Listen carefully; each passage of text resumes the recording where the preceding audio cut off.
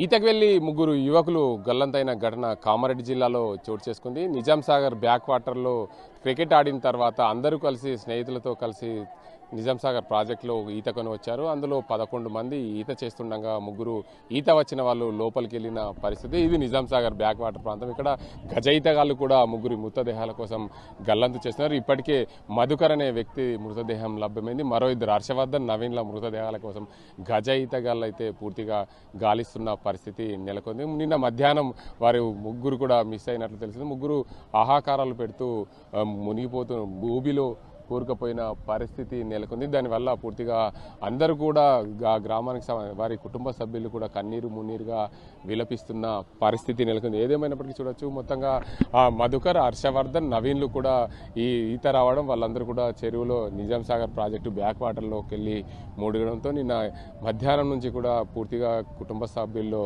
ఆందోళన నెలకొంది. వారు ముగ్గురు కూడా దొరుకుతారనే ఆశాభావం వ్యక్తం చేశారు. కానీ మధుకర్ మృతదేహం దొరకడంతో గ్రామంలో ఉన్న పూర్తిగా ఏదైతే సోమార్పేట గ్రామంలో కన్నీరు మున్నీరుగా విలిపిస్తూ ప్రజల పరిస్థితి నెలకొంది. ఏదేమైనప్పటికీ ఈ ఘటన చోటు చేసుకోవడంతో పూర్తిగా ఆ గ్రామాల కుటుంబ సభ్యుల్లో కూడా ఆందోళన నెలకొంది. మా కొడుకు, చేతికొచ్చిన కొడుకు, ఇంటర్ డిగ్రీ చదివే కుమారులు కూడా మా చేతుల నుండి జారిపోయారని కూడా ఇబ్బందులు పడుతున్న పరిస్థితి నెలకొంది. ఏదేమైనప్పటికీ కామారెడ్డి జిల్లా నిజాం సాగర్ ప్రాజెక్టు బ్యాక్ వాటర్లో ముగ్గురు సోమార్పేట గ్రామానికి సంబంధించిన వ్యక్తులు మృతి చెందడం, దానికి అంతకు సంబంధించి పూర్తిగా ఇబ్బందుల్లో మేము మా కుటుంబ సభ్యులందరూ కూడా మృతి చెందిన పరిస్థితి నెలకొంది. ఆ కుటుంబాల్లో కూడా విషాద ఛాయలైతే అలుముకున్నాయి. మొత్తంగా చూసుకోవచ్చు, ఆ గజ ఈతగాళ్ళు నిన్న సాయంత్రం వరకు కూడా గాలించిన పరిస్థితి. నిన్న సాయంత్రం వరకు మృతదేహాలు లభించకపోవడంతో చీకటి కావడం, దానికి అందరికీ కూడా అక్కడికక్కడనే వదిలేసిపోయిన పరిస్థితి నెలకొంది. మరోవైపు ఉదయం నుండి గజ ఈతగాళ్ళు గాలిస్తున్నారు నిజాం సాగర్ బ్యాక్ వాటర్లో. ఉదయం మధుకర్ అనే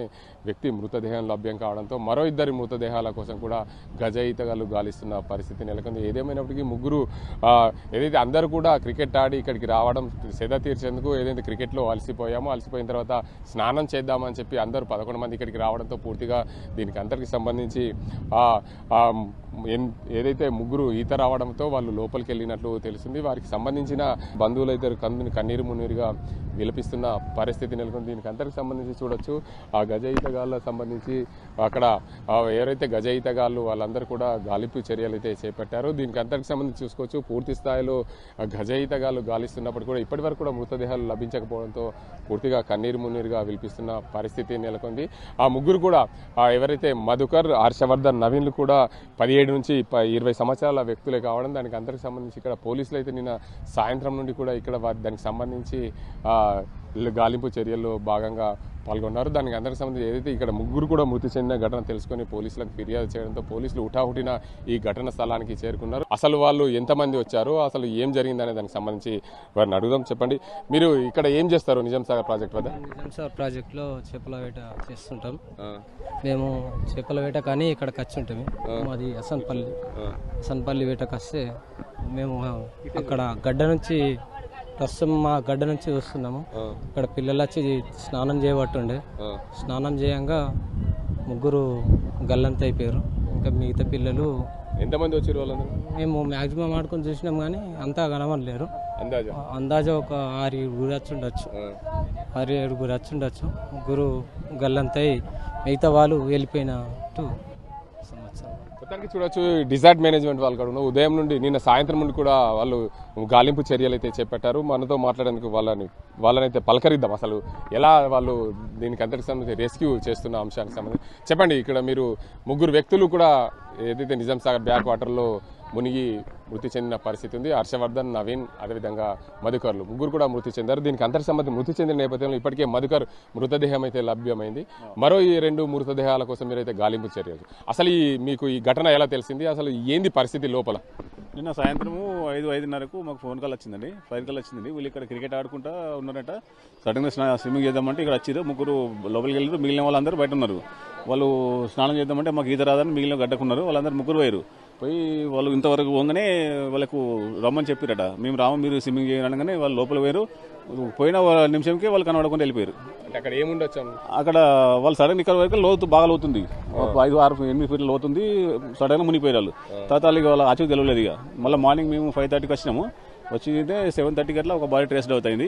అక్కడ జాలాల్లో సాగుతుంది, వలలతో మేము లైఫ్ జాకెట్లో లైఫ్ బాయ్ వేసుకొని పాతలు ఎగుతుంది ఇస్తే ఒక బాడీ ట్రేస్డ్ అవుట్ అయింది. ఇంకా 2 బాడీలు దొరకలేవు. ఇంకా 2 బాడీలు కొద్దిగా గాలింపు చర్యలు నడుస్తున్నాయి. అంటే ఇంకా 2 బాడీలు ఏ ప్రాంతంలో అంటే ఈ బాడీ ఉన్న ప్రాంతంలో ఉన్నాయి అనుకుంటారు. ఇంకా వీరికి బాడీ ఉన్న ప్రాంతంలో అయితే లేవు, పక్కకు ఉన్నట్లున్నాయి. ఇంకా అవి బయటకైతే రాలేవు.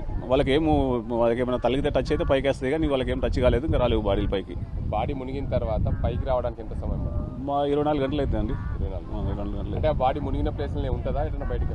ఈ వలలో బట్టి ఉంటుంది. మామూలుగా వలలు వస్తే సైడ్కి వెళ్తుంది, బాడీకి ఏమైనా కింద లోపల టచ్ అయితే అక్కడనే ఉంటుంది. మరో వ్యక్తి ఉన్నారు. మీరు ఇప్పుడు అది ఏదైతే బాడీని ట్రేస్ చేసే సమయంలో ఏమేమి ఉపయోగిస్తారు? ట్రెచ్ చేసే సమయంలో ఏం ఉపయోగించాం సార్, ఇది లైఫ్ బాయ్ వేసుకొని మేము లోతుకి వెళ్ళగలుగుతాము. లోపలికి వెళ్ళిన తర్వాత లోతుకి వెళ్ళాలన్నప్పుడు ఇది తీసేసి లోపలికి వెళ్ళేసి బాడీని పట్టుకోగలుగుతాం సార్. పాతల గడియ సహాయంతో తీయగలుగుతాం సార్. అంటే అప్పుడు మీరు ఎలా గుర్తించడానికి అవకాశం ఉంది? అంటే బాడీ అక్కడ లోపలికి వెళ్ళి నీటిలో ఉంటుంది కదా. మేము మునిగి చూసినప్పుడు చేతికి కానీ కాళ్ళకి కానీ స్పర్శ తగిలినప్పుడు చెప్పగలుగుతాం సార్. అంటే కామన్గా చెరువులో అన్నప్పుడు ప్రాజెక్ట్లో అన్నప్పుడు చాలా రకాల జంతు జాలాలు అన్నీ ఉంటాయి. వాటన్నింటినీ కూడా తప్పించుకొని మీరు బాడీ అంటే ఒక హ్యూమన్ బాడీ అనేది స్పర్శ మీకు ఎలా తెలుస్తుంది?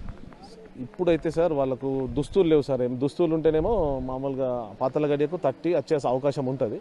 దుస్తులు ఏం లేవు కాబట్టి మామూలుగా మనం స్పర్శ చేతులతో కానీ కాళ్ళతో కానీ లోతుకి వెళ్ళినప్పుడు చేతికి తలిగితే మాత్రం వస్తుంది సార్. అంటే ఇంకా 2 బాడీలు దొరకడానికి ఏమైనా సమయం పడుతుంది? సమయం పడుతుంది సార్, పట్టచ్చు సార్. చాలా పెద్దగా ఉంది కాబట్టి చాలా ఇంకొక ½ అవర్ 1 అవర్ వరకు టైం పడుతుండొచ్చు సార్. నింకుతా ఉంటే చెప్పలేము ఇంకా అది.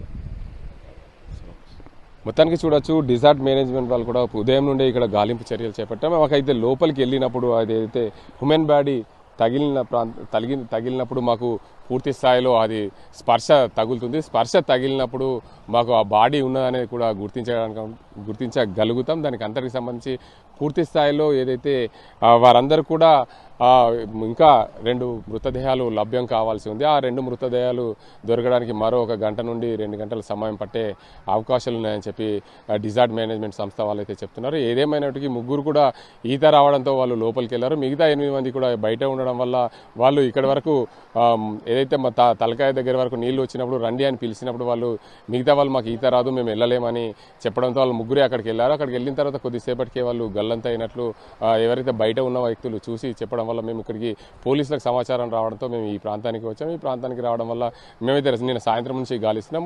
రాత్రి చీకటి కావడం వల్ల గాలించలేకపోయాం. పూర్తి స్థాయిలో ఉదయం నుండి గాలించడం వల్ల ఒక మృతదేహం అయితే లభ్యమైంది. మరో 2 మృతదేహాల కోసం గాలింపు చర్యలు అయితే ముమ్మరంగా కొనసాగుతున్నాయని చెప్పి డిజార్ట్ మేనేజ్మెంట్ సంస్థ చెప్తున్న పరిస్థితి. చేతికొచ్చిన కుమారుడు మా కళ్ళ ముందే చనిపోవడంతో ఎంతో బాధగా ఉంది. కుటుంబ సభ్యులైతే కన్నీరు మున్నీరుగా విలిపిస్తున్న పరిస్థితి ఉంది. దానికి అంతటికి సంబంధించి పిల్లలందరూ కూడా ఆడుకోవడానికి క్రికెట్ ఆడుకున్న తర్వాత స్నానం చేసేందుకు నిజాం సాగర్ బ్యాక్ వాటర్లకు వచ్చారు. బ్యాక్ వాటర్లకు వచ్చిన క్రమంలో వాళ్ళందరూ కూడా 3కి ఈత రావడంతో అక్కడికి వెళ్ళి ఈ స్నానం చేస్తున్న క్రమంలో మునిగిపోయారు. కుటుంబ సభ్యులను చూడొచ్చు, వారందరూ కూడా మా కొడుకు చేతికొచ్చిన కొడుకు ఇలా అన్యాయంగా నీళ్ల పాలాడు, నీళ్ల రూపంలో కబలించకపోయిందని చెప్పి కుటుంబ సభ్యులు మొత్తం కన్నీరు మున్నీరుగా విలిపిస్తున్న పరిస్థితి. వారి బంధువులు ఉన్నారు, పూర్తిగా వారి నాన్న ఉన్నాడు, వారిని అడుగుదాం. చెప్పండి, అసలు మీ కొడుకు ఏం చదువుతున్నాడు? అయిపోయింది ఇప్పుడు. ఇంటికాడ ఏం చేస్తుండే ఇప్పుడు? ఏం లేదు, అట్టిగా బాపు 2 వద్దులు కాలేజీలు ఉన్నాయి కదా, అట్టిగా ఎంజాయ్ చేస్తామని అంటే సరే అన్న. హాస్టల్ ఉంటాడు, బోధాను వేసేదాయిలు చదువుతుండు. సరే అంటే సరే అన్న. నిన్న క్రికెట్ ఆడబట్టి చెప్పిండు దోస్తులు వస్తారు బాపు పైసలు అంటే. అయితే నాతో ఎరనండి ఇవి తీసుకోపోరంటే సరిపో బాబు అంటే ఆయన తెచ్చిన ఆ పైసలు కూడా అదే లంచ్ కొడుకు చచ్చిపోతుంది. ఇప్పుడు ఆ ఓడికి ఇవ్వాలి నేను పైసలు దినం 200 మంది అడగపోతుండే. ఇప్పుడు నిన్ను ఓడి ఖర్చు పెట్టాలి. నాకు కొడుకు వెళ్ళాడు, నేను నాకు బాబాని పిలుస్తుండే. తమ్ముడైతే సారు, తమ్ముడైతే మాకు అందరికి మా బాబాయ్ అవుతాడు. ఇంతమంది నచ్చినాం సారు, అనిపించక వచ్చింది మా తమ్ముడు. మా నుండి తనక్కని పిలుస్తుండే సారు, మా తమ్ముడు వాళ్ళకి పిలుస్తాడు మా తమ్ముడు. కనిపిస్తలేడు ఎందుకు వచ్చింది సారు, అంతమంది దెబ్బలు వేసుకోబోయాడు సారు. మా తమ్ముడు వస్తే తమ్ముడు మీద ఏడుస్తాం సారు, మా తమ్ముడు వస్తే తమ్ముడు మీద ఏడుస్తాం సారు. మేము మన ఉంటే అనిపిస్తాడు సారు, చచ్చిపోతే మాడిపోయి వచ్చిండు సారు అని ఇంట్లో మన్ను పడేట దొరికొచ్చిన సారు తమ్ముడిని మా తమ్ముడిని చూస్తామా సారు మేము మా తమ్ముడిని చూడిపోయిన సారు కాళ్ళు వస్తాము.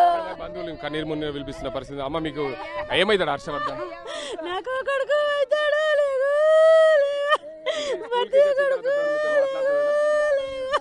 అందరితోనే మాట్లాడుతుండే లగ్గ వచ్చిండ మొన్ననే సారు.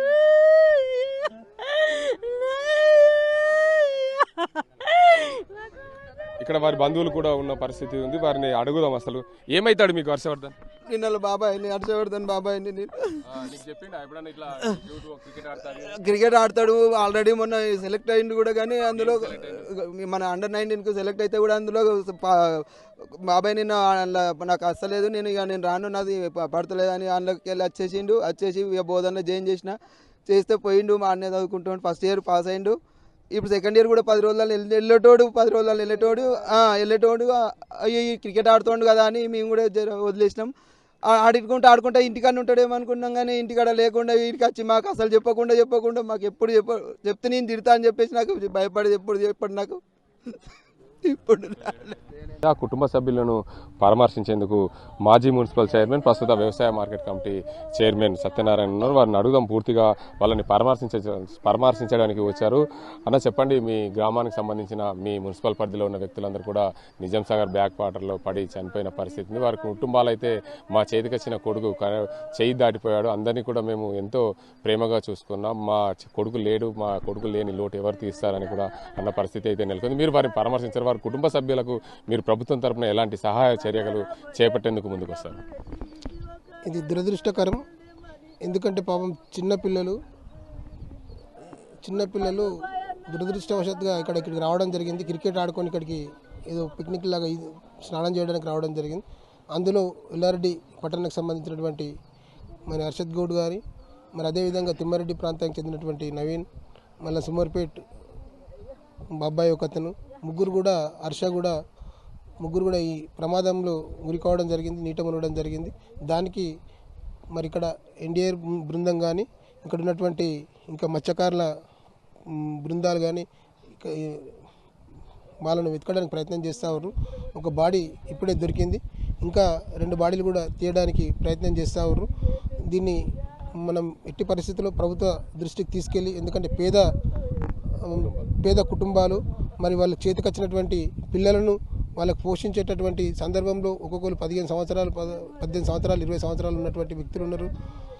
మరి వాళ్ళ తల్లిదండ్రులకు కూడా మరి ప్రగాఢ సానుభూతిని తెలియజేస్తూ మరి మా స్థానిక శాసనసభ్యులు కూడా ఎమ్మెల్యే గారి దృష్టికి తీసుకుపోయి, మదన్ మోహన్ గారి దృష్టికి తీసుకుపోయి ఖచ్చితంగా ప్రభుత్వం తరఫున రావాల్సినటువంటి సహాయాన్ని అందించడానికి మేము కృషి చేస్తామని చెప్పేసి సందర్భంగా తెలియజేస్తూ, మరి ఈరోజు ఏదేమైనప్పటికీ కూడా చాలా బాధాకరం. మరి చిన్నపిల్లలు మరి ప్రమాదం గురై మరి ఇక్కడ నీట మునగడం జరిగింది. దాన్ని అందరూ కూడా మరి బాధాకరంగా మేము తెలియజేస్తూ ఉన్నాం. ఓకే, ప్రధానంగా మీ ఎమ్మెల్యే ఏదైతే మదన్ మోహన్ ఉన్నారో, ఎవరికి ఆపద వచ్చినా అందుబాటులో ఉంటారు, ఎవరికి ఎలాంటి ఇబ్బందులైనా నేను ముందుంటానని చెప్పే మదన్ మోహన్ రావు ఈరోజు కూడా ముగ్గురు మృతి చెందడంతో వారికి కూడా ప్రగాఢ సానుభూతి అయితే తెలుపుతున్నారు మీరు వారి తరఫున. అయితే వారికి సత్వరమే వారి సేవలు కానీ వారికి కావాల్సిన ఏర్పాట్లు కానీ మిగతా అంశాల మీద వారికి ప్రభుత్వం నుంచి రావాల్సిన సహాయ సహకారాలు త్వరితగతిన అందే దిశగా మీరు ఎమ్మెల్యే గారి దృష్టికి తీసుకెళ్తారా? 100% ఎమ్మెల్యే గారితో పొద్దున్న నుంచి మాట్లాడుతూ ఉన్నాం, నిన్న నైట్ నుంచి కూడా మాట్లాడుతూ ఉన్నాం. మా అందరికి కూడా ఇక్కడికి ఏదైతే ఈ back water Nizam Sagar back water ఏదైతే మునిగిరో అక్కడికి వెళ్ళడం చెప్పడం జరిగింది. అందులో మరి మార్కెట్ కమిటీ వ్యవసాయ market committee chairman Rajitha Venkataramareddy గారు కానీ, ఎక్స్జెడ్పీటీ సామ్యుల్ గారు కానీ, మా మండల పార్టీ అధ్యక్షులు కూడా ఆయన కూడా ఉన్నాడు ఇక్కడనే. అందరం కూడా మేము మా తరఫున మా ఎమ్మెల్యే గారి తరఫున ఖచ్చితంగా మేము ఎప్పటికప్పుడు అధికారులకు మరి ఎమ్మెల్యే గారు కూడా మాట్లాడుతూ ఉన్నారు. ప్రతి ఒక్కరిని కూడా ఇక్కడ అధికారులను కూడా అలర్ట్ చేసి మరి వెంటనే ముద్రదాలను తీసే విధంగా ప్రయత్నం చేయాలని చెప్పడం జరిగింది. ఖచ్చితంగా ప్రభుత్వం తరఫున మరి ఎప్పుడు ఎమ్మెల్యే గారు మరి పేద ప్రజల పక్షాన ఉండేటటువంటి వ్యక్తి, పేదల కోసం సేవ చేసేటటువంటి వ్యక్తి, మరి నిర్విరామంగా కూడా ఆ నియోజకవర్గంలో ఎలాంటి పేద ప్రజలకు ఏ ఆపద వచ్చినా ముందుండేటటువంటి వ్యక్తి కాబట్టి ఖచ్చితంగా దీంట్లో కూడా వీళ్ళకి సాయం అయ్యే విధంగా ప్రభుత్వం దృష్టికి తీసుకెళ్ళి ఎమ్మెల్యే గారు మదన్ మోహన్ గారి దృష్టికి తీసుకెళ్ళి ప్రభుత్వం తరఫున అందేటటువంటి సహాయాన్ని అతి త్వరలో అందే విధంగా మేము చేస్తామని చెప్పేసి ఈ సందర్భంగా తెలియజేస్తాం. మీరు చెప్పండి, ముఖ్యంగా దీనికి అందరికి సంబంధించి మీ మండల పార్టీకి సంబంధించిన వ్యక్తులు ప్రధానంగా ఎప్పుడు కూడా కార్యకర్తలకు ఎప్పుడు ఏ ఆపద వచ్చినా ఆదుకునే కాంగ్రెస్ పార్టీకి సంబంధించిన మీ ఎమ్మెల్యే గెలుపొందారు. ఇక్కడ వారికి ఎలాంటి సహాయ సహకారాలు అందిస్తారు? ఈరోజు మరి ఈ యొక్క ముగ్గురు యువకులు చనిపోవడం బాధాకరం. మండలంలోనే చాలా బాధాకరమైన విషయం. అందరూ కూడా వాళ్ళ గురించి చాలా విచారం వ్యక్తం చేస్తూ, అదేవిధంగా ఈరోజు మరి మా యొక్క ఎమ్మెల్యే గారి దృష్టికి ఇంతకుముందే అన్న market committee chairman Rajitha Venkataramareddy గారు మాట్లాడడం జరిగింది. అన్నకు కూడా ఎమ్మెల్యే సాబ్ తోటి ఏ సహకారమైనా మరి కలెక్టర్ దృష్టికి తీసుకుపోయి ఈ ఫ్లడ్ కానీ ఏదన్నా ఉంటే సహాయం చేయడానికి మేమందరం కృషి చేస్తామని చెప్పి కోరుకుంటూ, మరి వాళ్ళ కుటుంబానికి మరి ఆ యొక్క పిల్లల ఆత్మకు శాంతి కలగాలని చెప్పి కోరుకుంటున్నాను. చెప్పండి, మీ కొడుకుని ఎంతవరకు చదివించారు? 12 చదువుకున్నాడు. 2 సబ్జెక్టులు పోయినాయి అని పని చేస్తే మెకానిక్ పని చేపించి మొన్న మెకానిక్ దుకాణం కూడా పెట్టించిన. ఇక నిన్న వచ్చి 2 చేతుల పట్ల సంచులు తెచ్చిండు.